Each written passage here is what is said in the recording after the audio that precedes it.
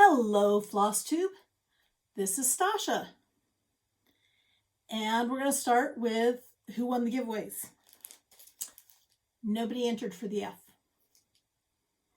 So, it's still going. If you go back and watch my last video, which I realized was really long, and I'm sorry, I didn't mean for it to go that long. I'm going to take my glasses off because we're getting lots of reflection. So, yeah, won't make you watch the last one.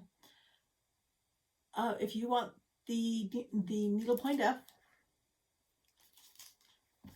just leave a comment with the word friend or friends or some version of friends, and you'll be in the drawing for the F. Or if you are the only person, I dropped something. If you are the only person that uses the giveaway word, like Tina was, you automatically win it. So Tina gets the Crazy Quilting July Carolyn Manning block. And I know how to reach Tina, so I will get her address from her. And I will mail it to her when I get to the post office, which I still haven't heard from MJ.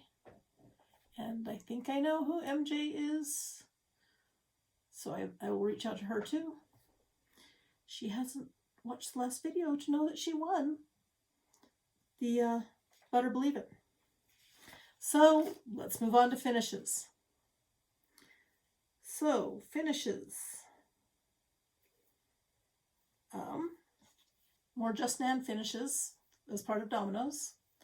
We have the Glory Bee Mouse and the needle book that goes with Glory Bee Mouse. I'm going to have to spend some time in November doing FFOs because I have a lot of mice to make up. Then I have 3 pieces on this piece of Silkweaver Jaslyn 28 count turquoise. This is the old Silkweaver before they sold out. So we have butterfly lace, beach roses, and sorry about that, spring peepers. So we have 3 more Just Nan finishes. And that is everything that got finished in October. Okay. So, whips I've been working on, because October was Dominoes, and I stacked my Dominoes so that I will have finishes on my smalls. And I had quite a few. I am up to either 28 or 29 finishes this year, which will look really good on my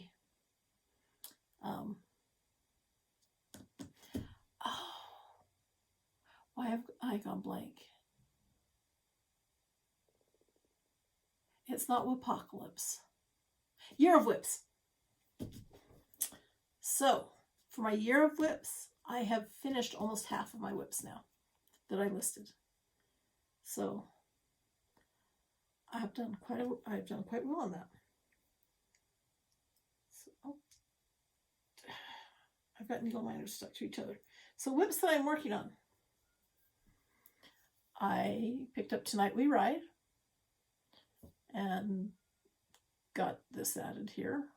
Still need to fill in here, but I got some more of the tree done. So the windows and the moon are done in glow in the dark, the glow in the dark Krynic, so that in the night it will glow.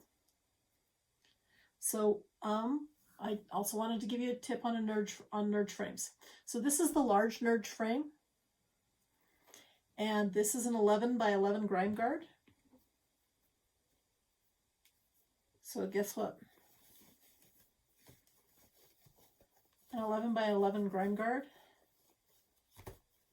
fits a Nerd frame just fine. A large Nerd frame.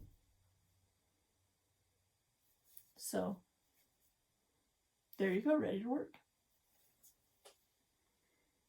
And see, look. All the extra fabric is just nicely tucked in the back. Oh my gosh. I just showed you all the back of my work. My mama, my grandma, used to tell me that backs are like underwear. You need to be careful who you show them to. And I just flashed the world. Sorry, guys. Okay, so we also worked on Frightmare House. And we started the second block. And the bottom block is now done. And the mouse is outlined. I still need to do some back stitching in the first block.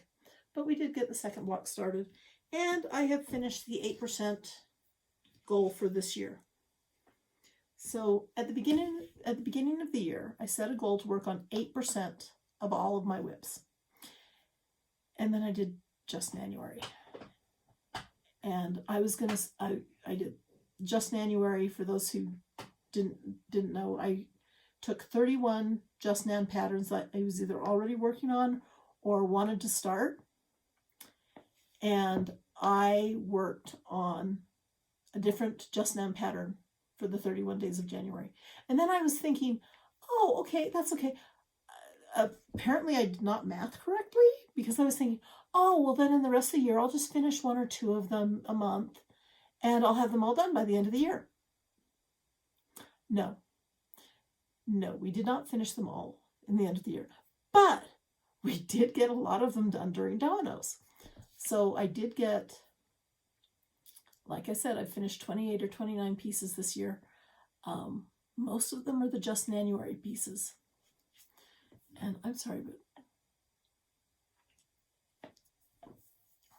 the drink today is Waterloo Cherry Limeade. Okay, I did not get this one finished, so this one's still a whip. This is Christmas Sheep, and this one will fold up into a needle book when it's done. This is the back of the pocket, this is the back panel, and this is the front pocket. You'll notice the sheep are all upside down here, so when you fold it up, they will be right side up. Other whips I've worked on. It hit me. I have not done much on my, I only have 2 full coverage pieces. I have Secret Carousel and Kingdom of Books. I have not done much on Secret Carousel this year. So, and that is not, yeah, there we go. That's the right way. So, here is Secret Carousel. And, okay, yeah, that's the correct direction. So I do a needlepoint line like if I were going to do basket weave. Because with basket weave, you slide down the pole and step up the steps. Down the pole, up the steps. So that you're always going with the weave. But because this is full crosses instead of basket weave, I do a line that's 10 out from where I started and then do the diagonal. So it's kind of a cross between standard needlepoint basket weave and Royal Rose. And this is the way I handle my full coverage. So here's Secret Garden. I've actually worked on it. If I were to hit my stitching goal on that of 8%, I would have to put in 50,000 stitches. And I barely get 8,000 stitches a month. So that's not going to happen. So one of the things I did looking at my goals, where I am not going to hit 8% on all my whips. But, well, mainly because 8% would be 73,000 stitches, and I've only got 2 months left in the year.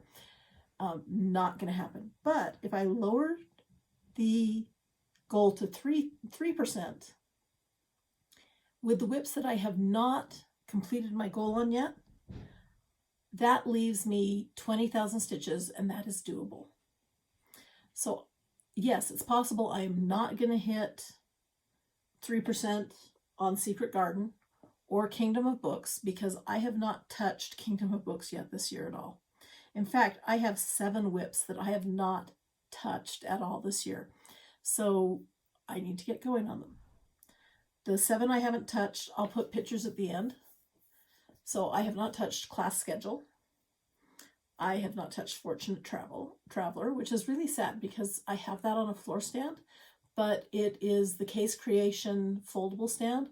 So it's currently folded and shoved under the couch in my studio. I have not touched Spring or Fall Carousel Horse because I've been working on Summer Carousel Horse. And I may not touch Spring or Fall Carousel Horse. I may put the goal stitches for those 2 into Summer so I can get that closer to finished. I have not touched Dragon Carousel because it's a Patricia Allison, which is about as much confetti as Teresa Wentzler. Something in common here. The ones I haven't touched all have confetti stitching. I have been talking, now that Light has moved out and they have their own place, I have been talking about maybe going back to Wentzler Day, where I work on Wednesdays, I work on Teresa Wentzler pieces. And that would be the day that John would go downstairs and work on photography or other stuff, or out in the garage, or it would be an evening for us each to work on our own hobbies. Okay, so I have not touched Summer Queen this year, which is surprising because I've taken it to 2 retreats and still have not put any stitches into it. And then I already mentioned Kingdom of Books, that I have not put anything in that. So it is quite doable for me to hit 3% because that's only 20,000 stitches left. So I am starting to go down my list and finish at least 3%. The first one I need to finish 3% on. Oh, let go. I need to put 105 stitches into Mother's Arms. And I can do that in the evening real quick. Especially if I guess wrong on... in Semi-Sane, I'm playing Letters of Fortune, where I have a word that you spin the wheel like in Wheel of Fortune. And if you guess wrong, you have to stitch 100 stitches. And then you're trying to guess your word. And I know what the second word on mine is, but I have no clue what the first word is. It is blank I blank R O blank blank O blank I blank. I have guessed TNRILODG.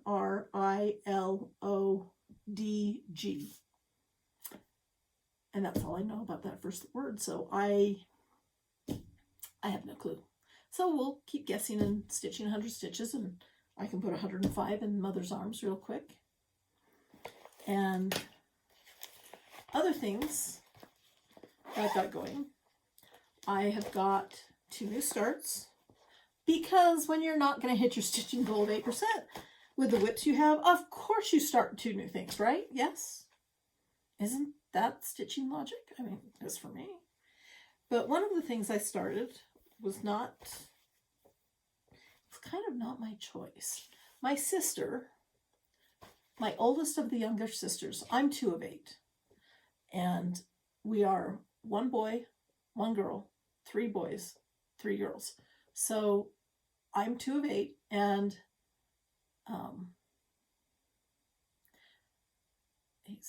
6 of 8 sent me this that she started for her husband when they first got married. Their oldest is 22. So this has been sitting around for at least 20 years, and it's stained. And I have washed it 3 times, but I cannot get that to come out. I cannot get the speckles on this side to come out. There's a big blob under that you can't see it really well, but right there's a big blob. and this is after washing in Orvis and washing in LOC and Dawn. So I have done 3 different washes with 3 different soaps. I think I didn't get them all out because it still smells kind of like soap. So it'll probably end up having a final rinse before I get home, before it goes home. But she asked me if I could finish it by her birthday.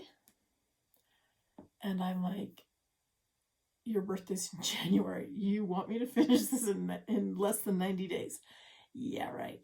But honestly, if I stitch 225 stitches a night, I could have it finished by before her birthday and mailed, and so it got there on her birthday.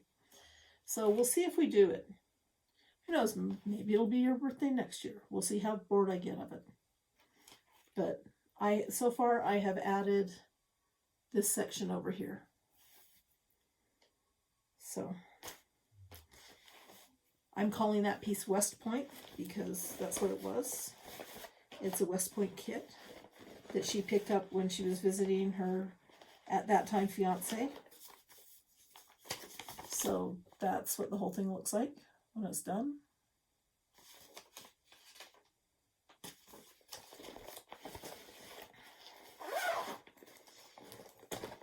And I was going to start Sleepy Hollow, and I got it all kitted up, and it took me like forever because my punch broke when I was trying to make floss drops, and I had to buy another one. And then I got all ready to go and thought, wait, it's December. Well, it's not December. It was after Halloween. And I was kind of Halloweened out. So I said, Stasha, dear, let's put Sleepy Hollow to bed for a year. And let's start one of the things you want to start for Christmas. So I did. So it's so nice that Classic Colorworks come already punched, and they're on their own floss drops already.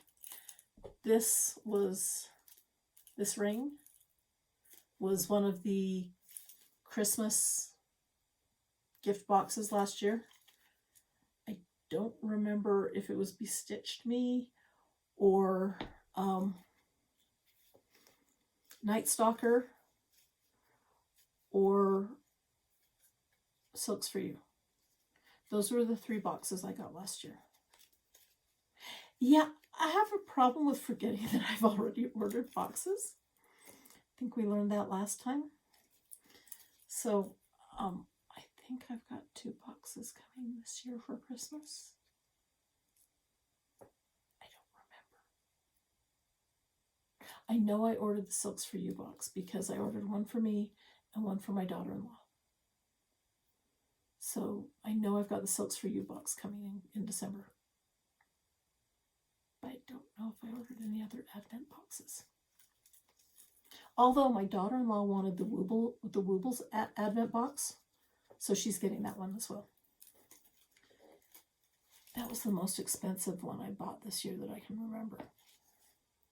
But we won't tell her that. Okay, so Classic Colorworks, except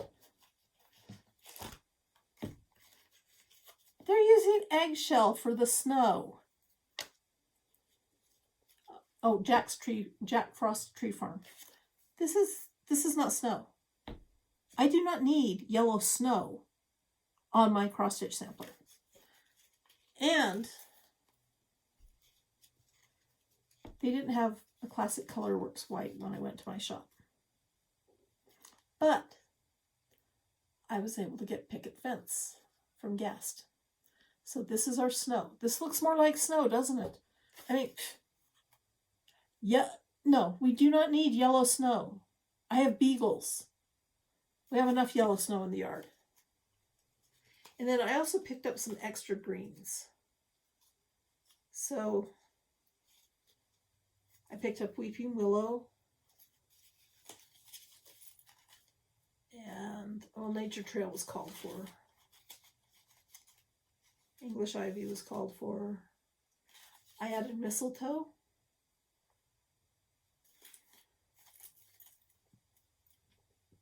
So we'll add extra greens in it because after all, a pattern is just a place to start. You do not have to stitch a pattern exactly how it is. That's why I loved when Nora Corbett at Queen City Stitchers said, oh no, I love seeing how people change my patterns. So here's the thing. I have this nice piece of 28 count fabric. And I got started thinking, you know, I don't want to do it over 2. I don't know why. I just don't feel like doing it over 2. But I started doing it with 2 over 1. And that is so crowded. Look at that. Those are not laying right. I decided I didn't like it, so I flipped it over. And I started over again, doing 1 over 1. And that looks so much nicer. So we will be doing Jack Frost Tree Farm, all of them on 1 over 1. And I'm changing, you know, most of the way the layout is they do the Jack Frost on the top, and then you've got the trees and everything on the bottom. I'm going to do the trees across the top. So balsam fir, pine, and Douglas fir across the top, Jack Frost Tree Farm in the middle, and then the cocoa, the kids with the Christmas tree, and cookies down at the bottom. So that is the way I'm going to do that. Okay. And I am sorry that I look like I am not looking at you all today, because I am not doing selfies the way that I was taught. Okay, so there's the official nosage. Finishes, whips, new starts, talked about the goals, talked about how there's 7 pieces I haven't touched yet that I need to at least put a few stitches in. There's actually quite a few that I still have less than 1,000 to complete my goal of 3% for the year. Haul. Okay, so you saw my large Nerge hoop. Well, I only had 1 small Nerge hoop, and yes, I know you probably only need 1 Nerge hoop but I tend to work on multiple projects during the day. So on Amazon, I found a set. This is supposed to be a set of 5. Okay, I've dropped the green one somewhere. So I got a set of 5 from Amazon, 5 Nerge hoops. And they weren't that expensive. They were like under $20. And where is it? Okay, like I said, this is an 8x8 Q-snap. Look, small Nerge hoop, 8x8 Q-snap, grime guard. Fits the small Nerge just right. Look at that, grime guards fit. So I have 6 small Nerge hoops now. Well, sometimes you need something a little bit, sometimes the large is too large and the small is too small. So like for West Point, I'm using the medium, and it only came in 1 color, and it was kind of expensive to buy this off Amazon with just the 1. But yeah, I got a medium-sized one too. Okay, other things I got. So I've been trying to find just the right fabric for Mirabilia's Blackbird. And when I got my first fabric choice from Under the Sea, I didn't like it. So I looked again and I found this one, which is more watery, more blue. This is Chesapeake Bay. But now that I've got it, and I found those other ones from Live and Die in LA.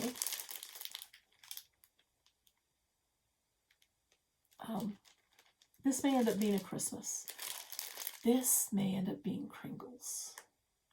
I have Kringles to start. No, Stasha, you need to finish your goal. If I finish my goal, maybe I will reward myself by starting Kringles. But I'm thinking that will be perfect for Kringles. Other things I got. I got Joan Elliott's Bewitching Cross Stitch. I have been searching for this dragon for forever. This was from Abby Bella Stitch's Instagram sale. So Abby is selling off some of her stash on Instagram. Look at that unicorn. Isn't that cute? There are so many fun things in here. Do they have a page where it shows everything?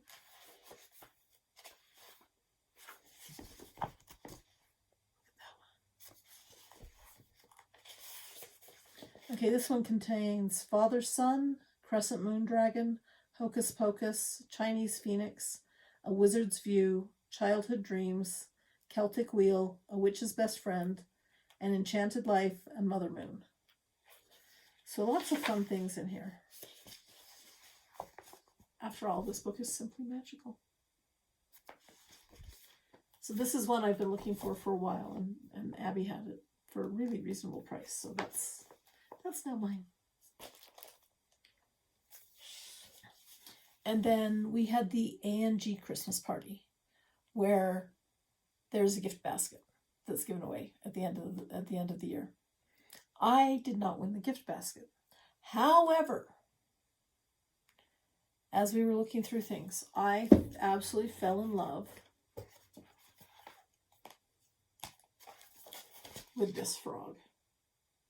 Is that not just the most adorable thing you have ever seen?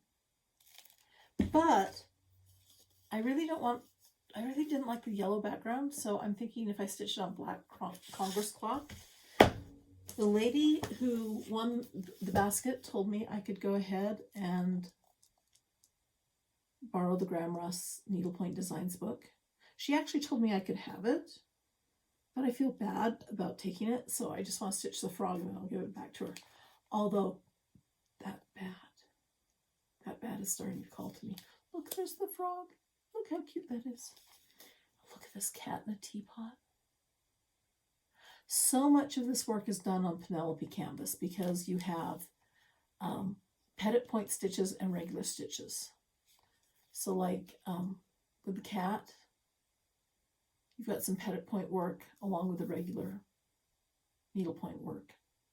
Petite point would be like doing 1/1 on cross stitch when the rest of the pattern is 2/1. So an example of that would be Teresa Wentzler's Dragon Rider, where she's got the rider is done over 1 and the rest of the pattern is over 2. So I have this tucked in so I remember to start the frog. I'm thinking that would be a quick start and finish. And I mentioned that I am part of A&G, and the Needle Pointers magazine came. I haven't opened it yet because I have been busy. So yes, we're going to crinkle things.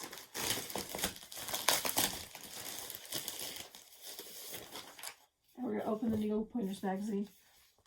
Look at that cute box. That is adorable.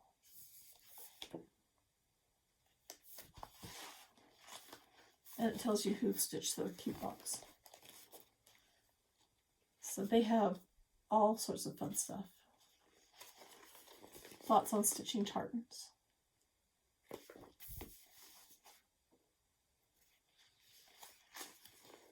Threads you can learn a lot by observing. There's always good articles in here. A question of colors and variations. I don't know, maybe it's because I was taught at the beginning to do my own patterns because that's how my grandmother taught me. Mama would put some things on gingham for me and then I would pick colors and stitch them. And I never finished the very first sampler that she put together for me and I threw it away and now I really, really wish I hadn't because it had her handwriting on it. Never throw out your first work.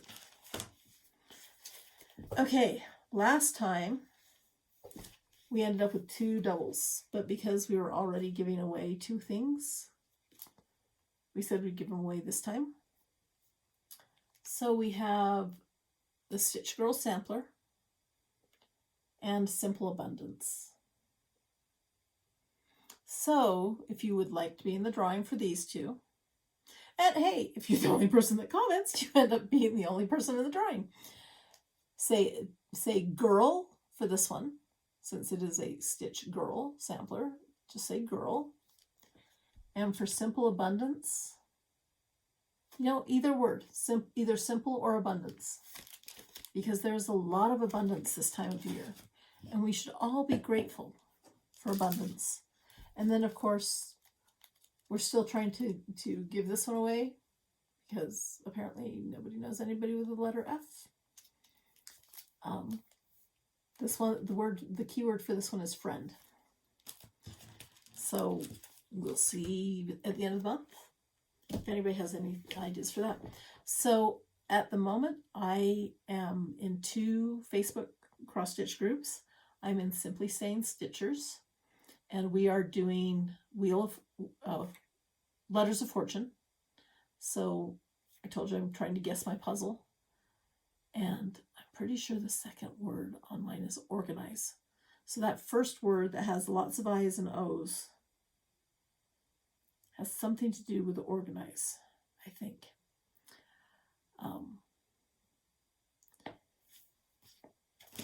And the other group I'm in is Utopia, which is a role-playing game. And currently we are in a battle for our lives against vampires and zombies. So I need to get back to stitching because I want to try and kill a vampire tonight. I also need to put in 600 stitches for the 3 O's that I got on my Letters of Fortune. So, and I currently only have 300 stitches done on that. So I need to get downstairs and start doing more stitches. But before we go, now it's true crime time. So things that happened since the last time we talked. Kohberger's defense team argued before the judge that he never should have gone to the grand jury, that the indictment is incorrect and they use the wrong standards, even though it is the standards that the rest of the country uses and is set up in the Idaho Supreme Court, and the Idaho Supreme Court has upheld it in the past.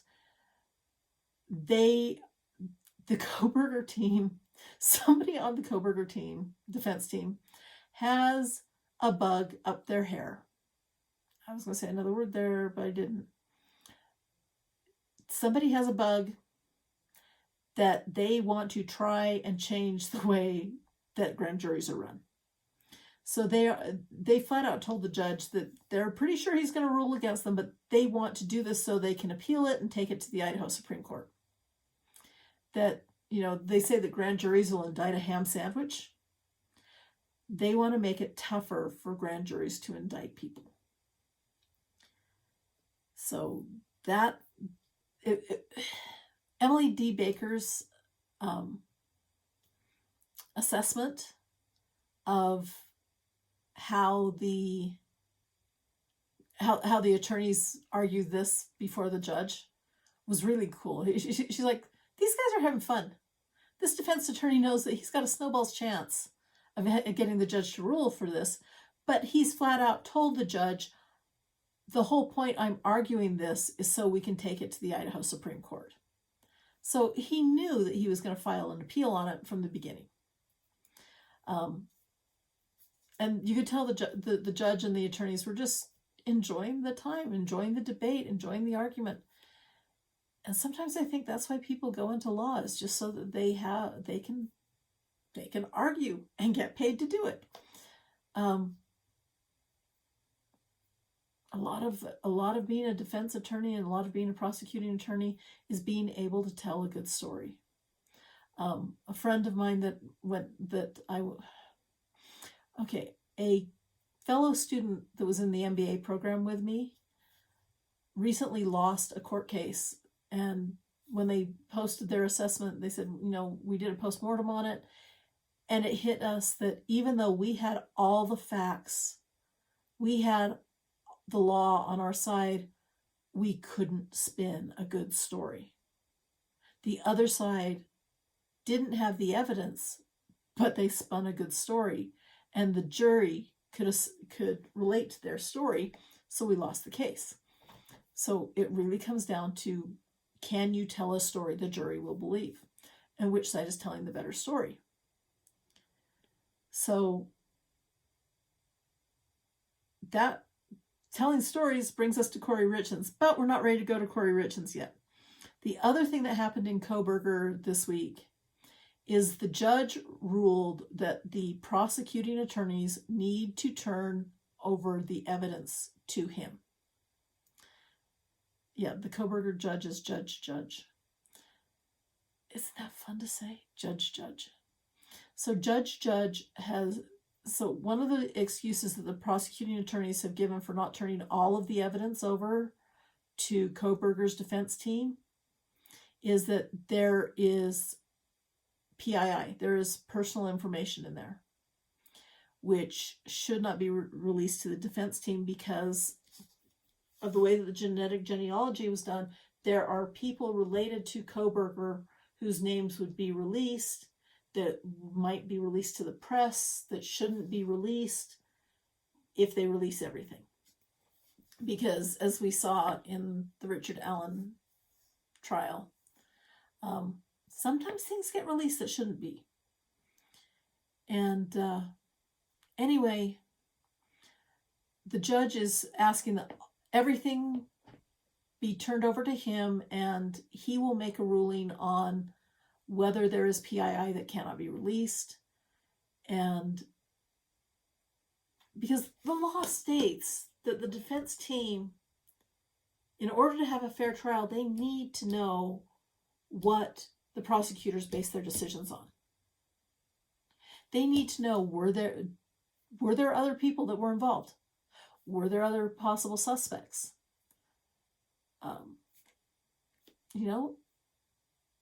They're trying so desperately to get this DNA evidence thrown out. And they're going to be looking for anything they can find in the notes and the genetic genealogy process to try and get it thrown out. So it'll be interesting to see what happens there, but they have until, I think they said December, sometime in December, that everything has to be turned over to the judge for the judge to review and make a ruling on. So more on that one. So Corey Richens, the storytelling.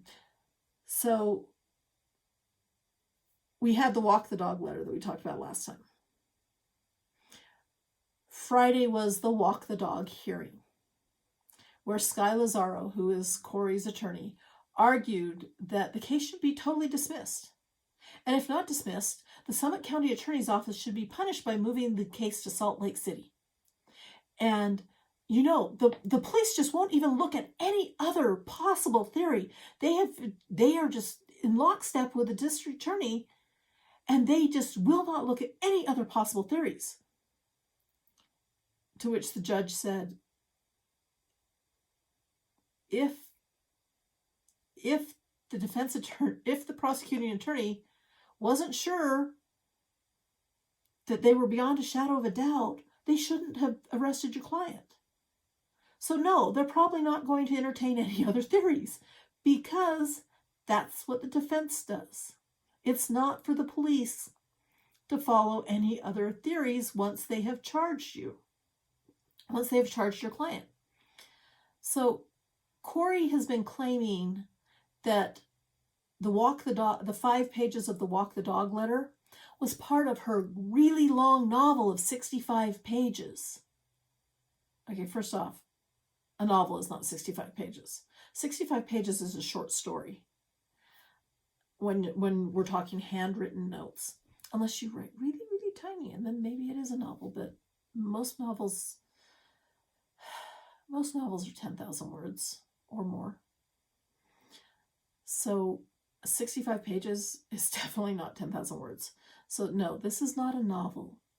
This is a short story that Corey claims she wrote about her dad and her going down to her deceased father, and her going down to Mexico and getting these drugs on behalf of her deceased husband. And she's claiming that there were 65 pages total. And the judge has, there's also a letter that she held up to her mother during one of their phone conversations and basically showed it to her mother, but nobody seems to know where the letter is. And she's like, oh, it was privileged information. I gave it to Sky. Well, the judge has asked Sky to turn over the letter and the 60 pages of the novel that were in the attorney envelope that Corey claims that the jailers took and reviewed the privileged information out of that she was giving to her attorney. There was somebody who pointed out in the Corey Richens Facebook group that I'm in. We have a Corey Richens discussion group. Somebody pointed out that there was a big pause when the judge asked Sky, was there a book in the envelope? And Sky then phrased it, there were 60 pages of paper in the envelope.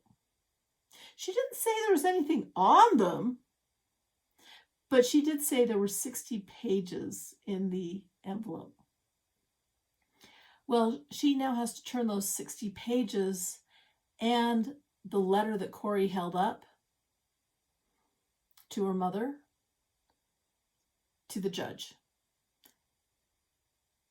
No, not to the judge. They have in the Corey Richens case, they have a special attorney who is acting to determine to decide what is privileged information and what is not. What is information that has to be turned over to the prosecution, and what is information that, and also what is information that has to be turned over to the defense. So both sides are arguing that they're not getting everything that they need from each other. The prosecution had asked that Corey not be allowed to speak to her family, and because she's trying to pressure them into testifying in her favor and lie. So they're claiming the prosecution's claiming she's witness tampering. And the judge ruled that it is not fair to not let her talk to her family, but since this is prison communication and everything is recorded, that should be enough. But she did warn Corey not to talk to her family about the case. The only time she will be allowed to talk about the case is if her attorney is present. So if her mother were to come with her attorney, they could go into a room and have a privileged conversation. But she is not to talk to her family about the case. And it'll be recorded anyway if she does. So we'll see how that goes. The second part of the Corey Richens hearing in the afternoon was the fact that when Eric Richins died, he had changed his will, putting everything that he owned in a trust to be for his boys to be managed by his sister. Also, he had changed the life insurance beneficiaries to be his sister. There were some life insurance policies, though, that he was not aware of, that Corey had taken out on him, that she was the beneficiary. And the family has asked that assets that Corey took from the trust and assets that Corey got from the life insurance policies be put in basically held in abeyance. They want the assets frozen so that she can't spend them, so that there's something for them to go after in a wrongful death suit. So if by some chance she is acquitted or gets out on technicality, they want to be able to go after her in civil means, and they don't want her to spend the money before she does that. So the judge is going to they have frozen her assets, but the judge will allow her to pay her defense team from the frozen assets. So that's what went on with Corey Richens this week. So that was, I'm so glad that my job is such that I can work from home, and while I'm doing tedious paperwork, which in this case was modifying a Gantt chart, which Gantt charts are garbage. They don't do anything. They're never accurate. They're a waste of time. But I was doing this Gantt chart because we have somebody in upper management who thinks that they're actually worthwhile. I was doing this Gantt chart and listening to the Corey Richens hearing, which was kind of cool. So anyway, and you all heard that the governor of Idaho and the governor of Arizona have both signed the extradition agreement on Lori Vallow Daybell. So she is going to go to Arizona at some point in the future, and we don't know when, because they won't tell anybody when they're transporting her.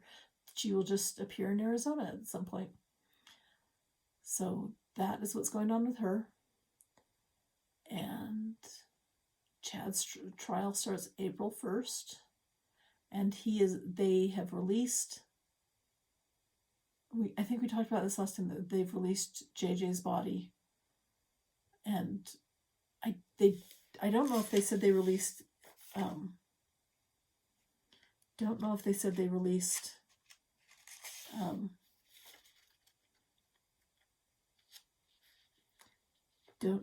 released his sister.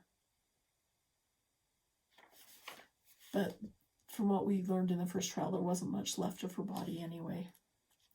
But still, it would be nice for her to be buried. But in JJ's, they said that it was okay to release because there wasn't any further DNA testing that was going to be done there. So, we are coming up on the holidays. And I have no idea what we're doing for the holidays. I have not even thought about decorating yet. I haven't thought about what we're doing for Thanksgiving. Thanksgiving is 2 weeks away. And the only thing I know is I am getting a paid holiday because I'm now an employee and not a contractor. And that's exciting. So I get Thanksgiving and the day after Thanksgiving off. And I think I will probably be cleaning this room. I film in my stash room, and it is a total mess in here right now. So the other reason I need to clean the stash room is I went to work on the Doctor Who quilt the other day, and I could not find it. So I embroidered the 50th anniversary blocks. Man, we're having the 60th anniversary for Doctor Who this year. And so for the 50th anniversary, I did the blocks for the 11 Doctors at that time, and the TARDIS block for 12 blocks. And I've been taking that to Salt Lake City FanX and getting signatures on it and then embroidering over the signatures. And November of 2019 is the last time I have documented proof that I had that quilt. There wasn't a FanX in 2020. I'm pretty sure I didn't take it in either 21 or 22. But I don't know where I've put it. So that's one of the reasons I need to clean the stash room, is because I know it is in here somewhere. I just don't know where. So I am going to clean this room and see if I can find the Doctor Who quilt. And if I can't find it, I'm not going to panic, because I know I didn't take it to FanX. And there are 3 other rooms it could be in. So we will clean those between Christmas and New Year's. But I will be very sad if I have lost that quilt.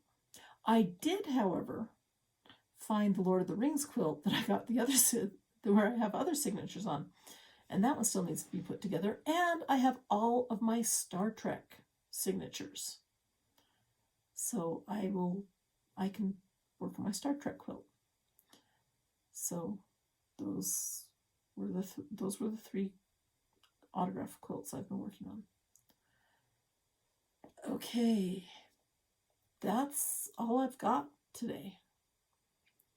So plans between now and next time: clean the stash room, work on getting to 3% on all of my whips that have not hit 3% this year. Do at least some on the seven pieces that I haven't touched at all this year. And I will put pictures of the 7 pieces I haven't worked on this year at all at the end of this slideshow. I'll do it as a slideshow at the end. And I think that's it, folks. I hope you have a wonderful holiday season. Canadians, you've already had your Thanksgiving. But Victory in Europe Day, the Marine Corps birthday is coming up. Lots of holidays in this season. So as we move into the holiday season, have fun, make time for stitching.